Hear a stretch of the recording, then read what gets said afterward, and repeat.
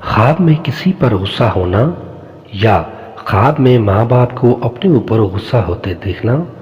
یا خواب میں غصہ پی جانے کی مختلف تعبیریں آج کی ویڈیو میں آپ کے ساتھ شیئر کریں گے۔ حضرت ابن سیرین رحمۃ اللہ علیہ نے فرمایا ہے کہ اگر کوئی شخص خواب میں دیکھے کہ کسی پر غصہ دنیا کے لیے کیا ہے تو دلیل ہے کہ دین کے کام کو خوار اور ذلیل جائے گا اور دنیا پر مغرور ہوگا۔ حضرت ابراہیم کرمانی رحمۃ اللہ علیہ نے فرمایا ہے کہ اگر کوئی شخص خواب میں دیکھے کہ اس پر ماں اور باپ نے غصہ کیا ہے تو دلیل ہے کہ اونچی جگہ سے گرے گا۔ فرمان حق تعالی ہے، اور جس پر میرا غصہ نازل ہوتا ہے وہ گرتا ہے۔ خواب میں غصے کو دبانا یا غصے کو پی جانا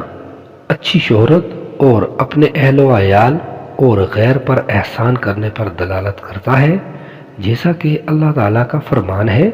وہ لوگ غصہ پینے والے اور لوگوں کو معاف کرنے والے ہیں اور اللہ تعالیٰ مخلصوں کو محبوب رکھتے ہیں۔